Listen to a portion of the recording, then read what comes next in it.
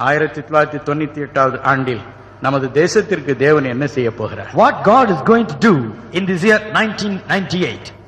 உபவாசத்தில் அவருடைய சமூகத்தில் காத்திருந்த பொழுது, when I was waiting in the presence of God with fasting and prayer, இயேசு சொன்ன காரியங்களுள் சிலவற்றை உங்களுக்கு முன்பு வைக்க விரும்புகிறேன். let me tell you few things that Jesus told me.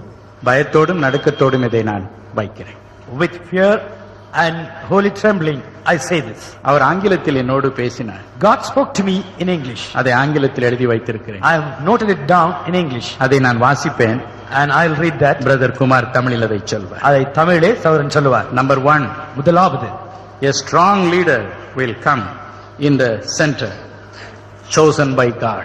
தேவனால் தெரிந்து கொள்ளப்பட்ட ஒரு உறுதியான தலைவர் மத்திய அரசாங்கத்திலே வருவார். He'll be soft and clean in nature, but strong in administration.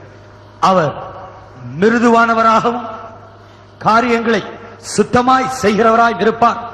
ஆனால் நிர்வாகத்திலோ மிகவும் கண்டிப்பாய் இருப்பார். There shall be a power struggle, but he will easily overcome it.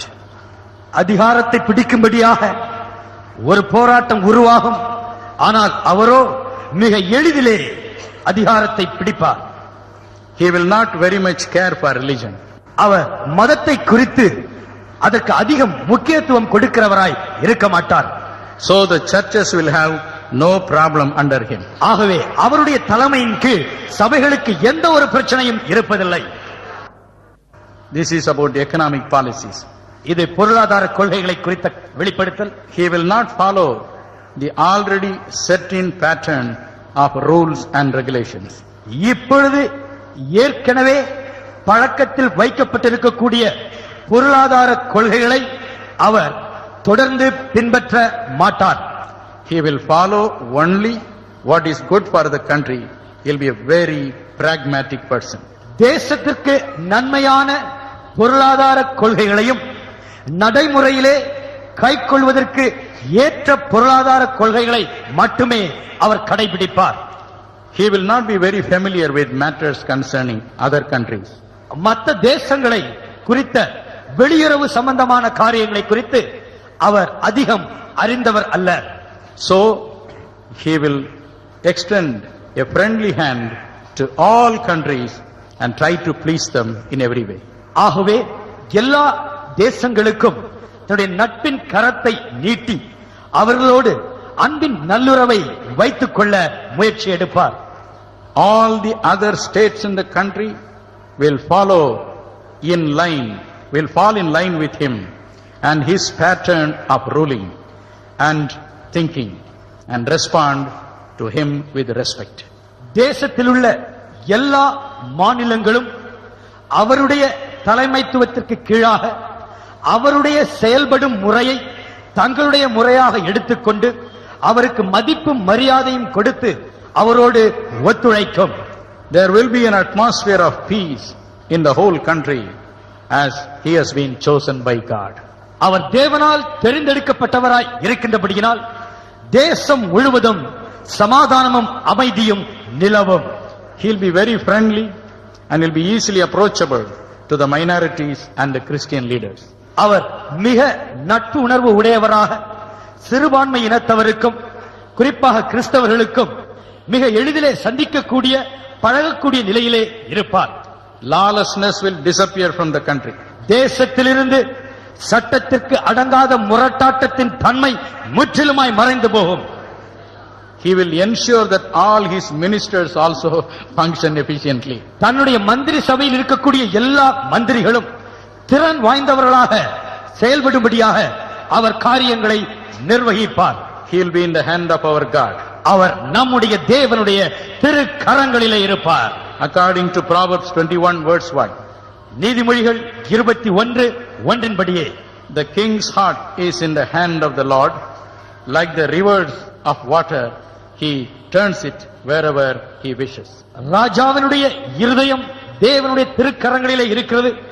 பிரபுக்களுடைய ஆலோசனையை தேவன் நதியைப் போல தன் இஷ்டப்படி திருப்புகிறார்.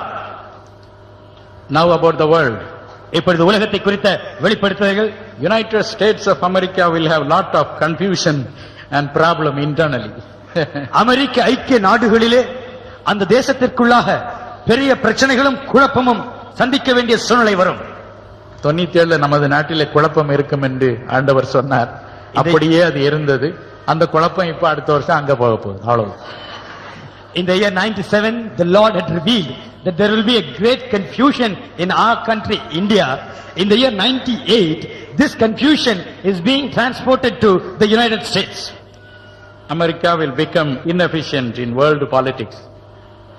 அமெரிக்க ஐக்கிய நாடுகள் உலக அரசியலிலே பலவீனமாக மாறும்.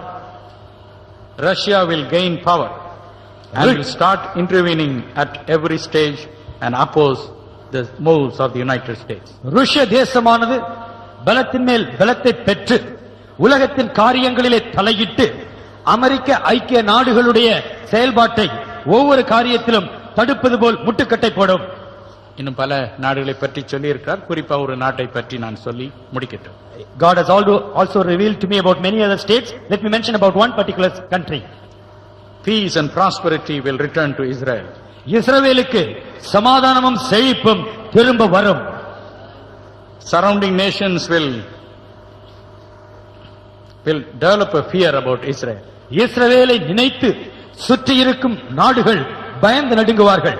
The gospel of Jesus Christ shall pierce into the heart of every nation through the satellite television. Satellite television மூலமாக இயேசு கிறிஸ்துவினுடைய சுவிசேஷம் ஒவ்வொரு தேசத்திற்குள்ளாய் ஊடுருவி செல்லும். Hallelujah. Hallelujah. Hallelujah. Hallelujah. இவைகள் தான் முக்கியமானவைகள். These are most important things. ஆண்டவர் எல்லாவற்றையும் முன் அறிந்தவர். The Lord knows everything beforehand. இவற்றின்படி நமது நாட்டிற்கு சுபிட்சம் வரப்போகிறது. According to His word, there will be prosperity to our country. இந்த தேர்வுகளுக்கு பிறகு நமது நாட்டிற்கு ஒரு விமோசனம் வரப்போகிறது. After the general elections, there is going to be a prosperity for our country. தேசமே பயப்படாது. O land, fear not. மகிழ்ந்து களிகூரு. Be glad and rejoice. கர்த்தர் பெரிய காரியங்களை செய்வார்.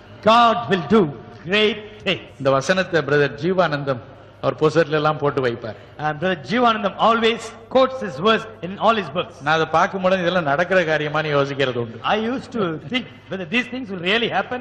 ஆனால் கர்த்தர் அப்படியே செய்ய போகிறார். But God says He will surely do it